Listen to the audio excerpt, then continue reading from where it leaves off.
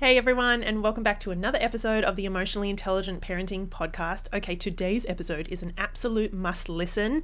If you and your partner have ever struggled with staying on the same page when it comes to parenting, this is so common and such a challenge. So today I'm really excited to be joined by Sarah and Kyle from the Art of Raising Humans podcast, and we're diving into some of the most common and challenging aspects of co-parenting, so parenting with another person.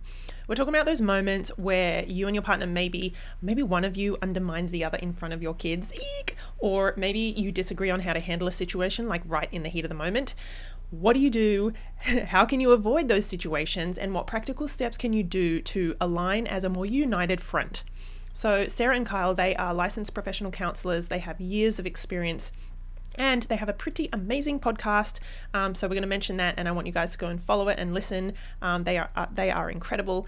They are going to share some real solutions to these struggles, from understanding each other's parenting styles to scheduling regular check-ins. So even if you're feeling like a little out of sync with your partner, or if you just want to strengthen your parenting partnership, then this conversation is like packed with insights to help you and your co-parent parent together with confidence and harmony. So I think most of you know who I am. I'm Stephanie Pinto, obviously the host of the podcast. Welcome. I'm a mum of two and a best-selling author, an international speaker, and everything to do with emotional intelligence is my jam. So I'm really passionate about helping parents just like you to raise emotionally resilient and confident kids. Just let me be clear for a second. We are not perfect in our home. And like any other family, our family have our share of big emotions, but meltdowns really are rare. And instead of chaos, we rely on listening and problem solving and connection when these challenges come up. Our home is now much more of a peaceful place to be. It is a punishment-free zone, and everyone's emotions, on the most part, are understood and respected and worked through together. This journey has only been possible because we've learned how to manage our own emotions while helping our kids to navigate those. And yes, sometimes it's a bit messy, but I wouldn't have it any other way. And I'm really here to help you do the same. Just before we begin, I want to acknowledge the Darug Nation, who are the traditional custodians of the land on which I live, work, and record this podcast. I pay my respects to all First Nations people, their elders and ancestors, and I acknowledge that sovereignty was never ceded and stand in solidarity towards a shared future. Oh, wait, I almost forgot to tell you guys the last 5 or 6 minutes of this episode. So it was obviously me, Kyle, and Sarah, right, doing the interview as planned. And then a few minutes before the end, my husband comes home because I heard his car in the driveway, and I was messaging him like, babe, can you come in here? You have to meet these two people because my husband has said he wants to do a YouTube channel with me talking about our parenting and emotional intelligence and what we've learned from it and things like that. So he came in. You're going to meet him. If you watch on YouTube, you will see my husband. He like squeezes in next to me. But if you're listening on the podcast, you'll just hear his voice. But it was a really cool conversation.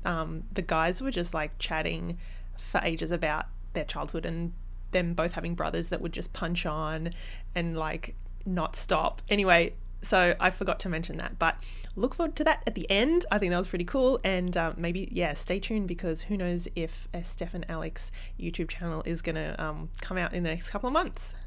Okay, so grab your earphones, get comfy, and let's dive into this episode. See you on the other side. Okay, hey, Kyle and Sarah, how are you guys? Doing well. Yes, it's late for us, but I know it's mid-afternoon for you. So yes, Yeah. we're doing well. We're keeping up the energy. Yeah, I'm so grateful. And we were talking before we hit record. I'm in the future, so Yes. things are a little bit different because it's a Tuesday morning here. That's right. Our kids are fascinated. Like, what's the stock market like? What's going on with the latest football scores or anything? Yeah, football not a thing here unless you're talking about like the Yes, Aussie rules yes, football. yes. But yeah, we're not sport people here that much, so I don't know. So okay, for people who haven't yet heard your voices, although I'm sure many of them have if they're into, conscious parenting and emotional intelligence, that's why at least I'm here. Tell everyone a little bit about your work and your background and how you got into it and your podcast. Like, just give us a bit of a rundown so we know who you guys are. Yeah, so I'm Kyle, I'm Sarah. and Sarah, and we're both licensed professional counselors. We actually live in Oklahoma, And whenever we first got married, we had a passion to help people. We had no idea it would necessarily be families, but we both went and got our master's degrees together. And that was a fantastic part of our lives, learning and growing together as a couple. But then we brought kids into this world, and that brought a whole new set of challenges, you know? And so with that, we both just kind of fell into jobs where we were helping kids. So Sarah was working at an agency helping kids who had been like physically, sexually, emotionally abused. And I was working as an elementary school counselor at the school district in this area called Tulsa. And so we were just working with all these different age kids and these different families. And that really gave us like tons of great skills. But even in that, we still didn't know exactly what we were going to do when we raised our own kids, you know. Slowly but surely, we were both like having different ideas of what that would look like, but we had no idea until we had our first kid, who's now 14. But we had no idea that that was going to bring up a lot of new challenges for us. So that then is kind of like what we love to talk about with families, about how that was very challenging for us. And that's what we do on our podcast, The Art of Raising Humans. We talk a lot about how we believe that change starts with us. So kind of like, I know, Stephanie, you're passionate about that. And that's kind of that, like, it's not about changing our kid, but it's about our kid being a catalyst for us to grow and change as people, you know? Yeah. And so that's what we started. You know, I actually say, Stephanie, kind of jokingly, that the reason why we started the podcast was because I was helping all these people. I was doing all this parent coaching and helping teenagers and helping little kids at the private practice I started. And I was getting all this great advice from my wife, who was at home homeschooling our kids.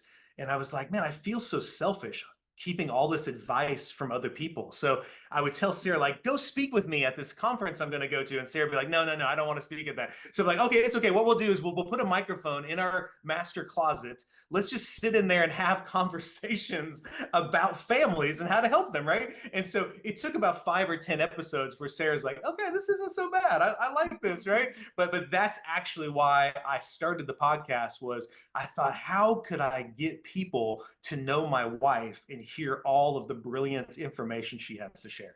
Oh my God. Yeah. I love that. That is so cool. So you kind of eventually, Sarah, were you like, okay, I'll like, let's do this.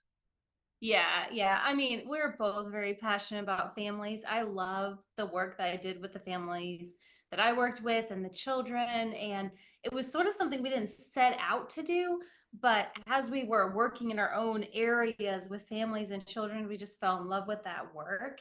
And so finding another pathway to say, I am so grateful for the skills that I've learned.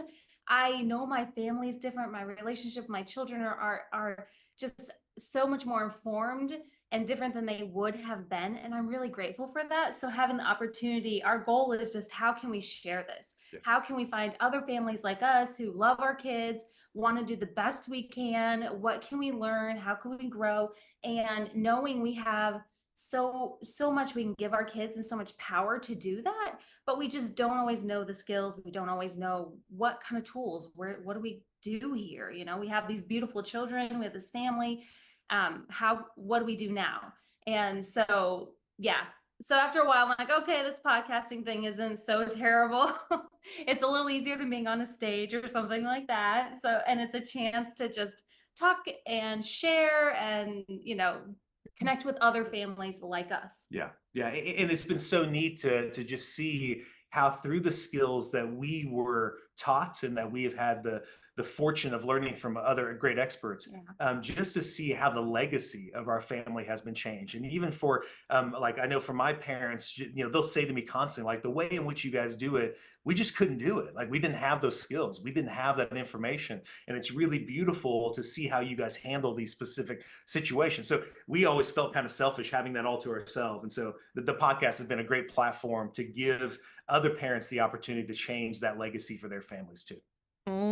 That is really awesome. Okay, so my husband, he's not in this space at all. Like, he does completely different work. But obviously, when you start learning about, you know, obviously for me, it was emotional intelligence. And I was like, babe, there's this really cool thing. Like, I didn't know, you know, these feelings and emotions. And I think we need to talk about, and like, this is how we should raise our kids, you know, as you do when you find something awesome that you're like, everyone needs to know about this. Yeah. Luckily he was on board with just hearing what I had to say to start with. Yeah. Yeah. And we've had really, really great conversations over the years. I only really fell into this in 2019. I was a speech pathologist before that. And so I worked with kids and families, and that was my kind of jam, communication language, everything like that. And then unfortunately burnt out, but then fell into and found emotional intelligence. And I was like, what are we, ew, emotions? Like, no, I don't have those. That's not for me. And then anyway, so like we had these conversations, and obviously I just learned and found stuff online, and people that I kind of knew in my circles who were posting about it and teaching about it. But I can, two things I want to say. Number one is that it has actually brought us so much closer together, like regardless of all the stuff that this conscious way of parenting and understanding ourselves, like all of that it's done for our kids, but like us together as a couple, I'm like, man, we would probably be divorced if if we didn't have this stuff. Yeah. And so I want to ask you, maybe I'll pause on my second question, because I want to ask you guys about that first. Have you found that, like, between, even though you guys are talking about the art of raising humans, and that's parenting, has knowing this stuff helped?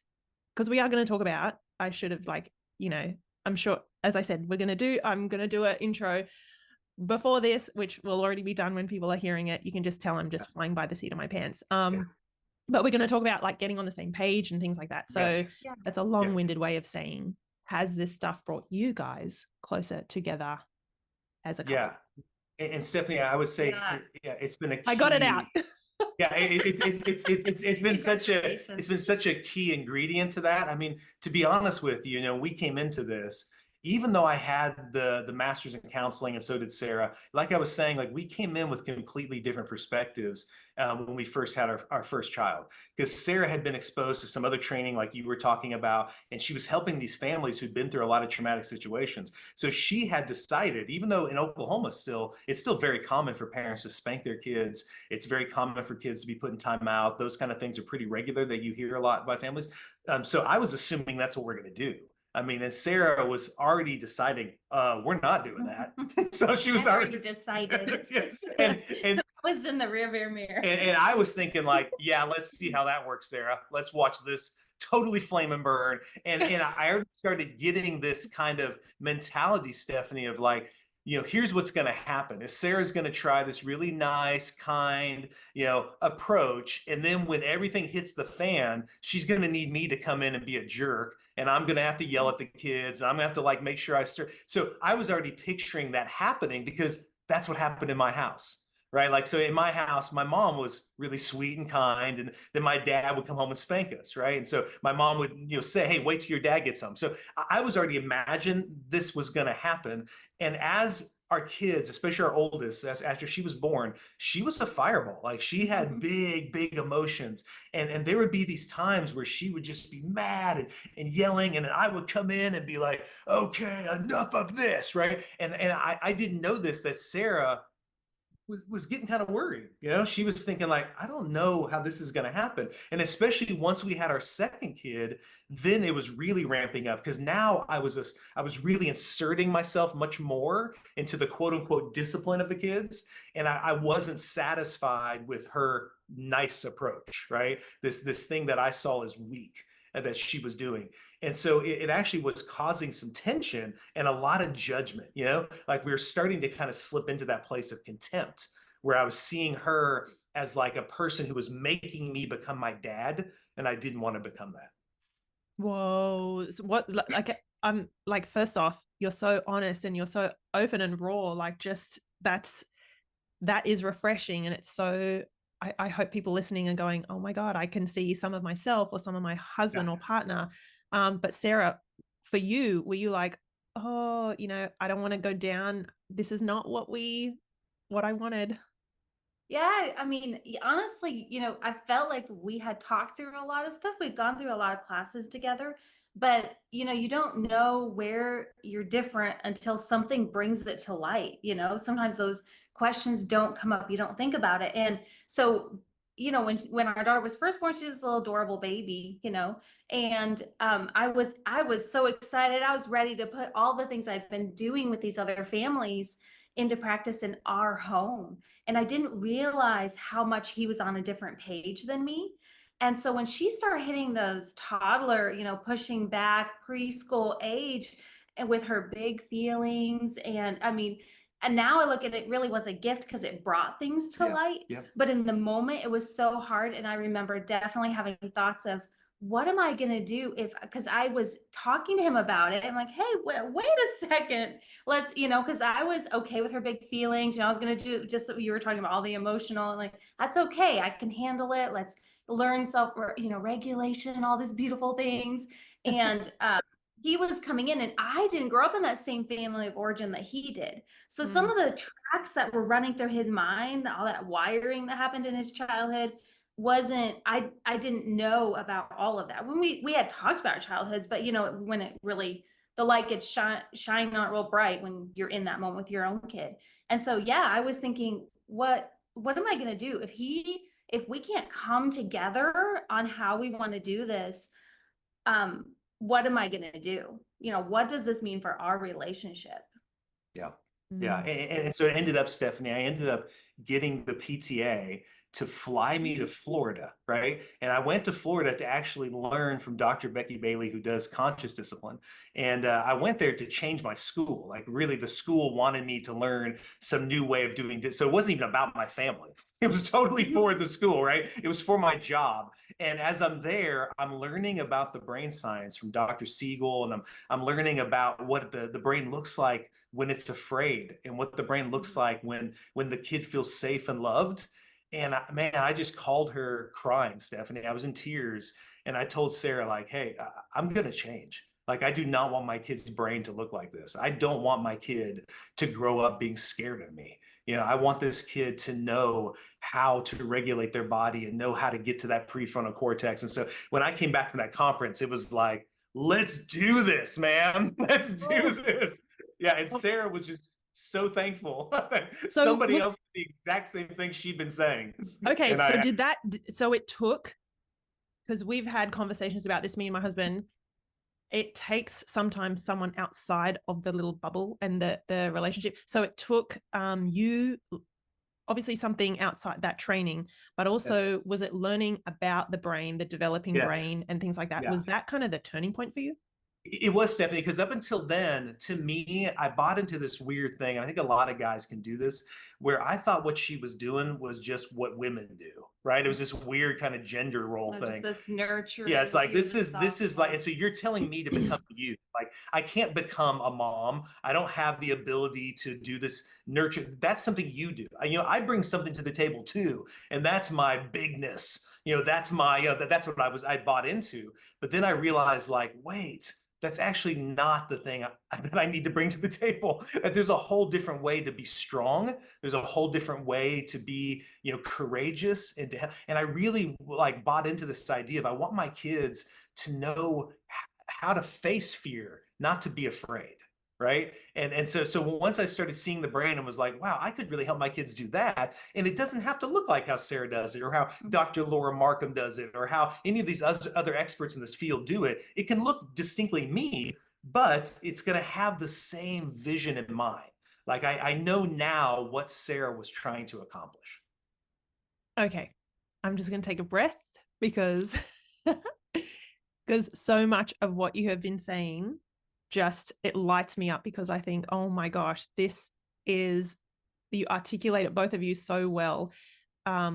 Just the difficulties and the kind of platforms or the blueprint that we're coming from, and how a lot of the time that needs to shift. And it does, like, as you said, Sarah, the light is kind of shined on us and our ways of being and who we are and how we deal with things. And actually, Kyle, something you just said, it kind of dropped into my mind. You said it takes kind of courage and hard work and things like that. I really believe this way of parenting, as in the conscious parenting, the respectful, the responsive, the emotionally intelligent, like, this takes a huge amount of self-discipline. Yeah. Like, it is not the easy, soft way. It actually takes a lot of hard work and time and energy and self-discipline to not just yell at your kids, not just throw them in timeout, not just spank them and things like that. Like it's not for the faint-hearted. It actually calls for it's calling on us a lot, if that makes sense. Yeah. Well, and I actually, our daughter, our the one who is now 14, she knows this story. We've told her this story a lot. And I will tell Abby that I thought I knew what it meant to love. But really, it was through the challenges that your mom and I chose to embrace with you early on, with your big emotions and all of your, like you helped me actually know what it means to love somebody, Abby.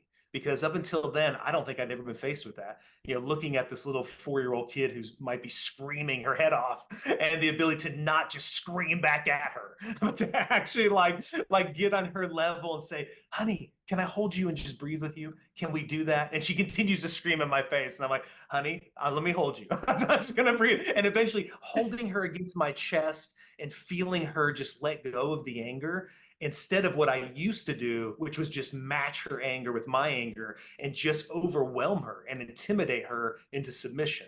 And I just thought, like, man, this is the hardest freaking thing I've ever done in my life. Yeah.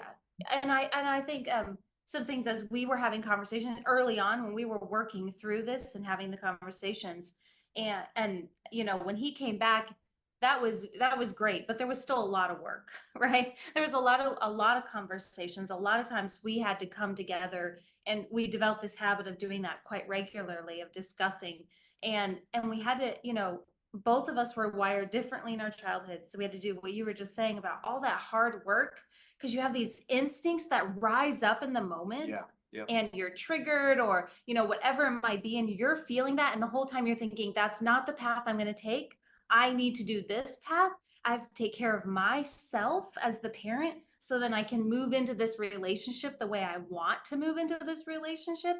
And that's hard work. And we learned how to work together in that, because my personality is so different than his. My wiring is still different than his. And so we had to have those conversations of, how can we support each other, and what's this going to look like going forward after he, I feel like we got closer to the same page after he went there, but we still had more to do to unpack it and build intentionally where we were going to go next. Okay, so that's my first question. Do we need to be on the exact same page as our partner? Because that's a question I get asked all the time. What do you think? That's great.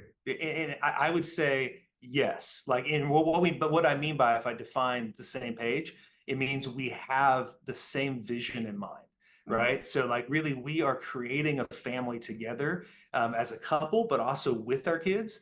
And so we want to not only be continually fine tuning and tweaking, what is that vision? Like, more and more, let's get a clear picture of where we're headed. And then we're inviting the kids into those conversations too, about how, here's the family we want. Like, at first mom and I were just the ones doing that, but let's invite you guys into that conversation. So I think for me, being on the same page is about us having the same vision and trusting each other that we are both unified in going that direction. Now, it doesn't mean, Stephanie, that there's ways in which, like how Sarah does empathy looks a little different than how I do empathy, right? Like there's ways in which we do certain techniques in a different way, right? Like, I roughhouse so much more with the kids than Sarah does, right? So empathy for me might be me chasing my kid around the house and like growling at them until I catch them, and then we hug each other and they start to cry and we talk about. But hers would just be like the standard. She gets on their level and she's so sweet and nurturing. And so it looks different when we do it, but we both have the exact same goal. And so going back to what you'd asked earlier, that's really what we bought into, was this idea that we saw couples who they had these stories where they got together, they fell in love, and then they had a kid because they wanted to create a family together. And then all of a sudden they're in my office 5 to 10 years later getting a divorce. And they want me to tell the kid that I'm trying to help counsel that it's not their fault, that it's not their responsibility. But when I talk to the kid thinks it is their fault, because most of the arguments were about them. And I just was like, I don't want that to happen in our family. I want it to be where our kids know, instead of their problems pushing us further apart from each other, that the conflicts we have and dealing with the messiness of all the emotions with the kids, it's going to actually create more intimacy, that we're going to actually get closer together because of it. So we really both bought into that and just determined in our heart that we're going to make that happen. that we're not going to let these problems rip us apart, but actually bring us closer together as a family. So we started like a regular routine of let's on a nightly basis just check in. How did it go today with the kids, right? And most of those conversations, Stephanie, were just encouraging ones, like, man, you did what? Like typically you would have lost it there, and you held it together. And then like, and so it'd be like, or she would be like, Kyle, you only yelled once today. That was great.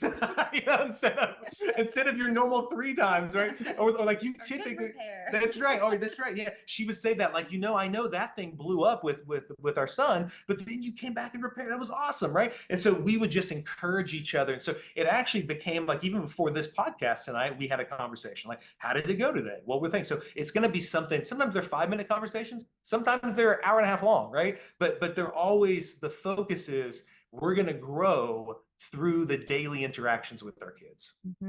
Okay, so what if is it okay to argue or disagree in front of the kids? And then if so, if when that happens, because you just mentioned repair, what are your thoughts on that? Yeah. I think there's a piece of there, I guess there's not a clear answer for that, because we will disagree.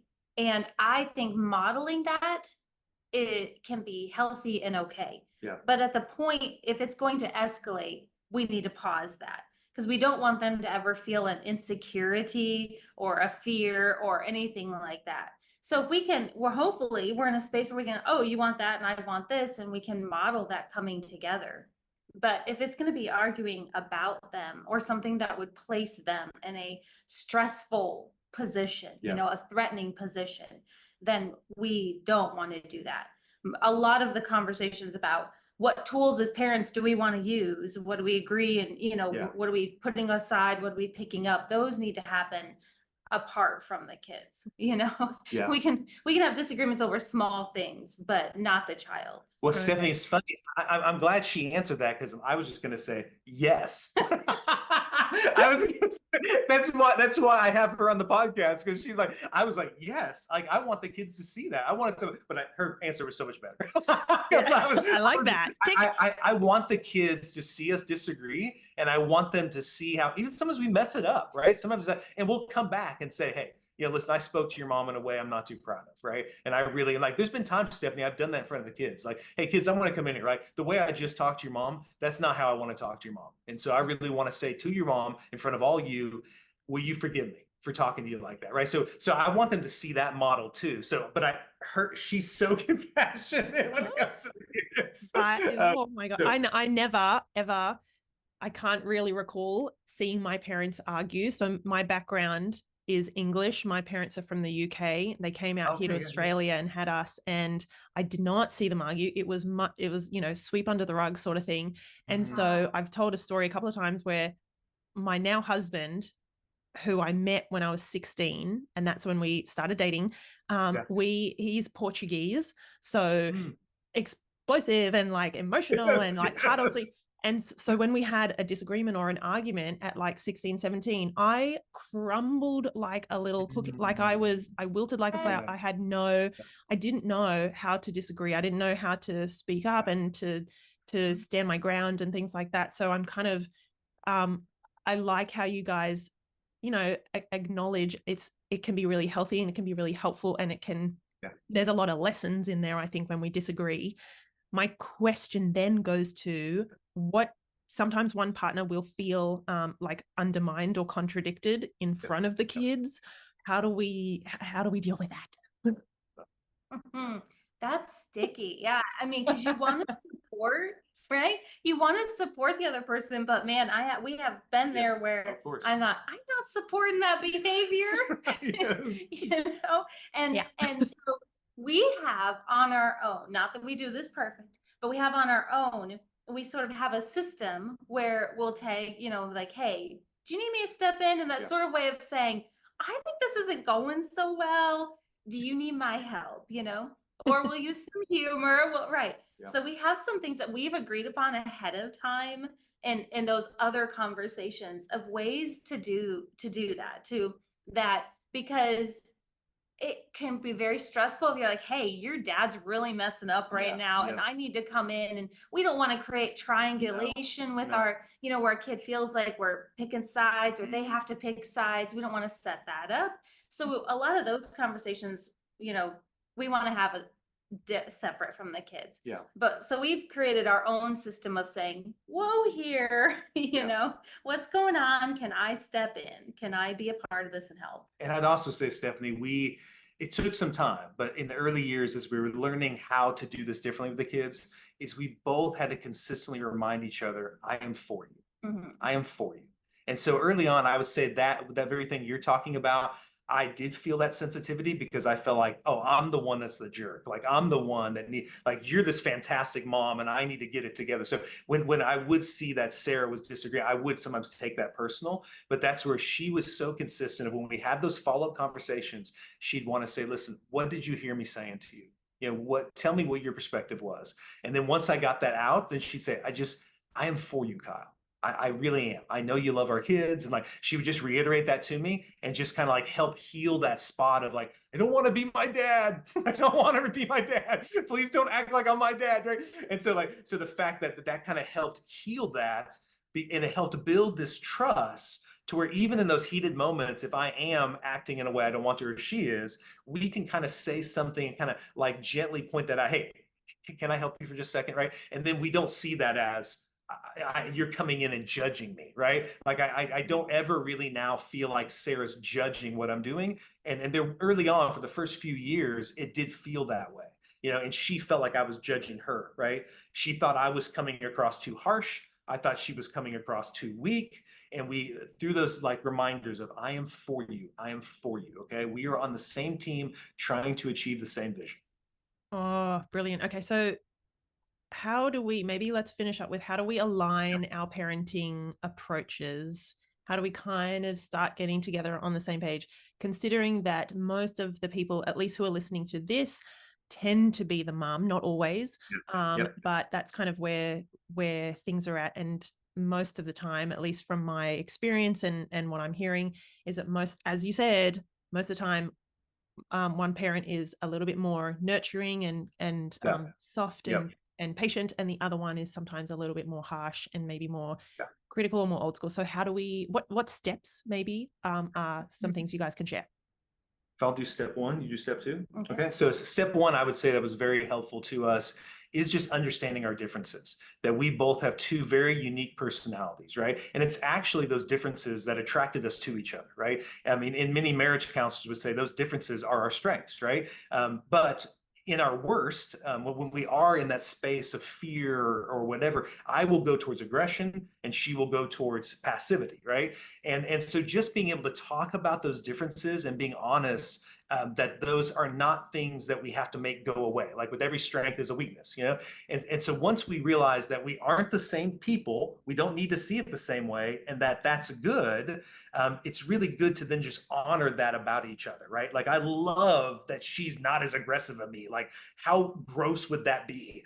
I'm glad that she is a balance to my bigness. And that's what I've always thought was cool about her. And she loves it that at times when things need to be stood up for, I do that really well. I can really advocate for our kids in really strong ways, and she can too, but there's just a different way I do it, right? And so step one would be noticing those differences personality-wise and how those are strengths, not weaknesses in your relationship. Yeah, so I'm gonna just step back just for a second. I think one thing we had to do, I felt like I was over here and I had to keep inviting him into that space, so I think I had to keep modeling it, and I had to have certainty about my situation, where I was and how I wanted to do this, and keep inviting him into that. And because I needed him and I wanted him in that space, and our family needed him and wanted him, and I wanted that to be the message to him, that he was valuable and not come from a place of judgment and criticism. But so the second thing, after we got through those conversations, and I don't want to make that sound easy, because I know for some people, man, they've tried, and sometimes you do need that outside help. You do need to go say, hey, we need to have this conversation. I want to have this conversation. Let's get somebody to help us have this conversation. Because then after we talked about this is you, this is me, these are our strengths, this is what we're bringing to the table. We need to know our family of origins, all of that wiring of how did I step into the role of being the mother? What are my expectations there? What are your expectations? But what are my expectations on you being the dad? You know, those are so different. We needed to lay those out on the table, so to speak, so we could, you know, both know where the other person is coming from. And we had to haul out our toolboxes of, you know, these are the things I loved from my childhood that I want to bring to our family now. These are the things I want to leave behind. I wanted to leave behind fear and punishment, you know, and so that's what we needed to get on the same page, that he also wanted to leave behind fear and punishment, you know, and because if we hadn't agreed upon that, how could I parent from this place and then he's coming in with fear and punishment? You know, we as a family, that would be a constant struggle. We needed to be able to agree on those really key points, and for us, that was a couple of the key ones. And so we had to haul out, okay, then what kind of tools, if this is where we're going, what tools are we agreeing to use? You know, for us, we're not going to spank, you know, and we had to lay out what we're going to do and what we're not going to do. And we needed to agree upon those things. So then we wanted to create that toolbox with all those tools and say, okay, we're going to learn some more along the way, but let's start with these basic ones, you know? So then that led us into step 3 of now we want to sit back and start talking about that family we want to create. Do we want to have a family where we're constantly yelling at each other? Do we want to have a family where siblings are constantly vying for our attention and love on a regular basis and constantly at odds with each other? Is that what it looks like, right? So as we started like picturing that through a lot of intentional conversations, and they were brought up a lot of times through the ways in which the kids were acting and we were reacting to those. Like, is that what we want? Do we want that? I don't think we do. Or like, oh, I loved that moment. That's what it looks like, right? So we would come back and have those. So slowly but surely, we started to flesh out what that family would look like. And now our kids, as they're getting older, you know, they now are part of, like I said, creating that with us, of even through regular conversation with them of like, did you like how we handled that? Do you want our family? And they'd be like, no, I actually wish we change it this way. So they bring in this whole new insight into being an active participant in co-creating the family they want to grow up in. And so that's really exciting, because that's not something we really had a say in as kids. Like, you know, we weren't really asked, what kind of family do you want? They weren't really asked those questions. And so in giving them that, they feel so empowered. If things aren't going the way they want in the family, they know we can all discuss it as a family and we can make those changes. The check-ins that we got used to doing with each other, our kids are old enough, we do those check-ins with them. You know, and so this is regular part of our family life, of checking in. How are things going? How are we doing together? And that, I think, has been very, very key, and it's beautiful now. And we love that process. And I think that's been a really important part of it. Oh, okay. So what is one final message that you might have for parents who are listening to this and it's making a lot of sense, and they're struggling to get on the same page as their partner, or they're struggling to align? What's sort of a piece of advice or a message that you have for them? I guess my advice would be just to give them hope that really this can happen. Because if you would have seen where I was and where Sarah was, you would have been like, what? Like, how did you guys get here?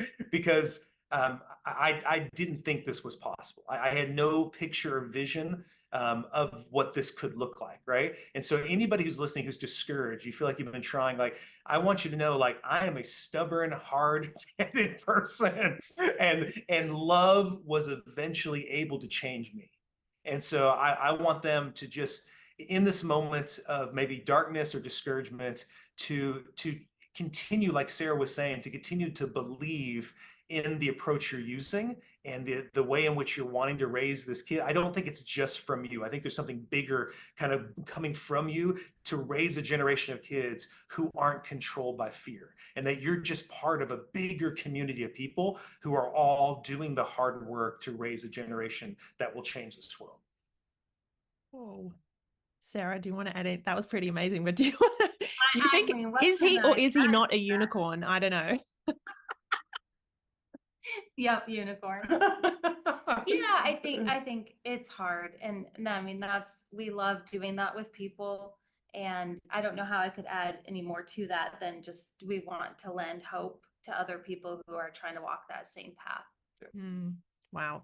Okay. So my husband does want to do some YouTube videos and some podcasts with me. And I'm like, oh, I don't know. What happens if we if we're like having a conversation and we disagree, or he says something and I'm like, what are you doing? What is your advice? Like, just give me some quick advice. Cause he's like, no, babe, we can do it. Like, I know about emotional intelligence. We're great parents. Come on. I'm like, uh-oh. So Well, Stephanie, the advice I give you, do what I did. Just start in the master closet with a microphone, right? And what you can do is do a first 10 episodes that you're never actually going to use, right? Just like have it and just see if you can do it for those first 10. Because Give it a go. It was so funny, like how nervous she would be initially. And she would typically at the end be like, did I talk too much? Do you think so? And so I would constantly get these emails or texts from friends, be like, hey, dude, more Sarah. Like, kind of like, there's that famous Saturday Night Live skit that says more cowbell. It was like more Sarah, more Sarah. Like my friend would say, I like listening to you, Kyle, but Sarah's really the secret sauce. So I kept sending that to her to help her get the confidence. So I'm sure. He sounds confident. Yeah, He's ready to I know, jump but I'm in. saying, but it was partly us learning how to do this together, right? Yeah. And that flow, Yeah. because there were different concerns we had that maybe I would dominate it and she wouldn't be heard. So it was like we needed to like get that flow together to where it was more natural.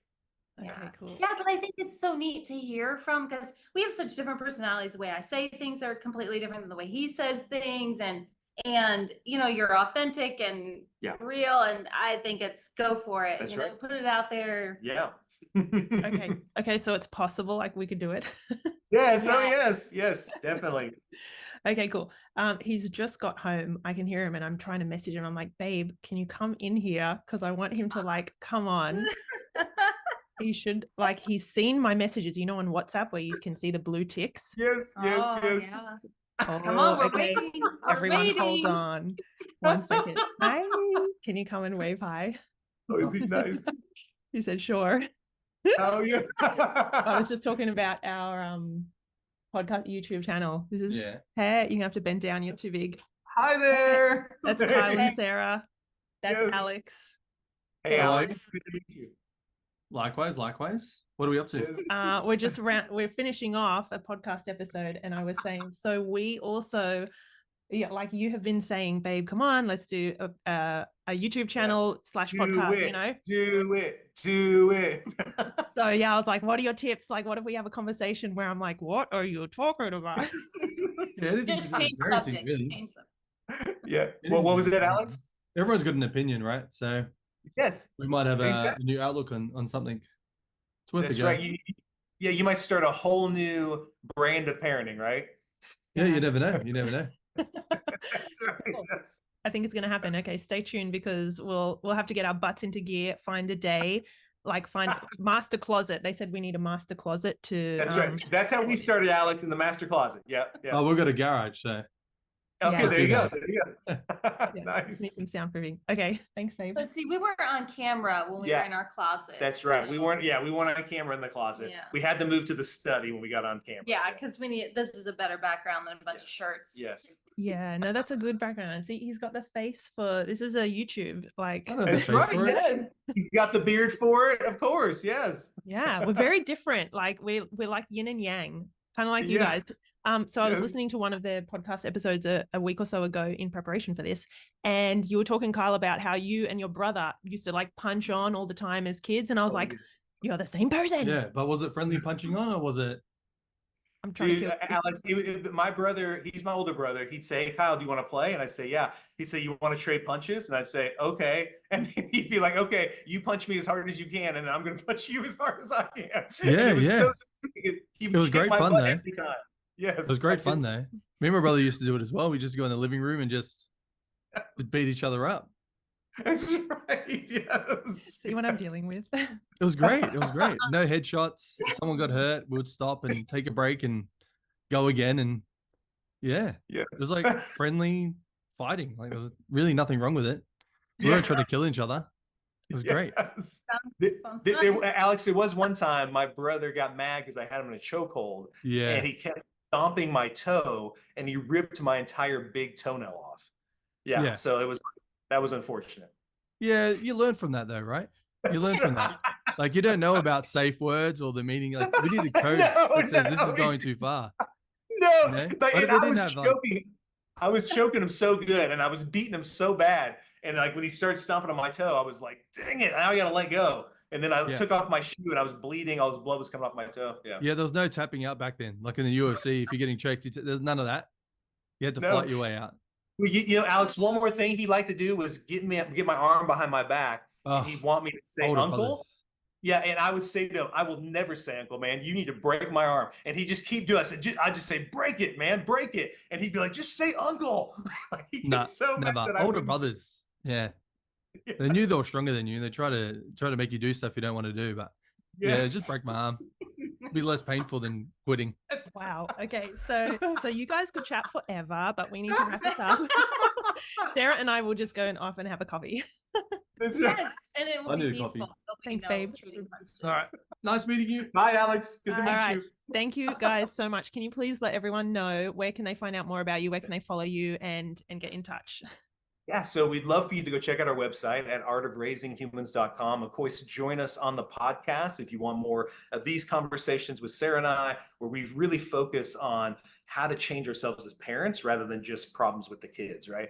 So we're very honest conversations, but also join us on social media. We're active on Facebook, Instagram, TikTok, and all of those are just Art of Raising Humans. So we'd love for you to join us there so you can see the ongoing content we put out on a daily basis. Amazing. This has been such a joyful conversation. I'm glad he came home just then. And yes. That's his debut. That's his debut. Oh, nice. We got to do Bobby's debut. That's exciting. I was like, babe, come in here now. Like I was spelling it all wrong on WhatsApp. That's awesome. That's so good. Thank you so much. I hope everyone goes and finds out. Firstly, listen, go and subscribe to The Art of Raising Humans. That's an amazing podcast. And I just thank you guys for your heart and just sharing so fully and like not holding back. I think, as you said, it feels a bit selfish when you think, oh my gosh, I get that this stuff works and it brings so much more joy and it makes everything so much easier. And like, why isn't everyone doing this? So thank you for doing what you guys do. Yes. Thank you as well, Stephanie. I appreciate it. Yeah. Hey guys, it is me again. I hope you enjoyed the conversation. That was pretty juicy, wasn't it? Especially towards the end when my husband popped in randomly. I hope you enjoyed it. And just a reminder, their podcast is called The Art of Raising Humans. So please go and check that out. And they do work with families. So if you're interested, you can get in touch. I do want to mention, if you haven't seen any of my courses on my website lately, one of them is currently free. It's an introduction to raising emotionally intelligent kids. And then there are a few others around supporting anxious and sensitive kids, decoding and diffusing challenging behavior, so really explosive behavior from kids, understanding that. Also EFT tapping, so emotional freedom techniques. There's a course on that as well. And one of my personal favorites is called Help, I'm a Shouty Parent. So if you feel like you yell and you raise your voice a lot and you want to start to overcome that, then just head on to my website. All the links are in the show notes or below the video if you're watching on YouTube. But you could just go to stephaniepinto.com/courses and you will find them there. And like I said, one of them is free. So go ahead and check those out. All right, guys, have a great rest of your day and I'll see you same time, same place next week for another episode.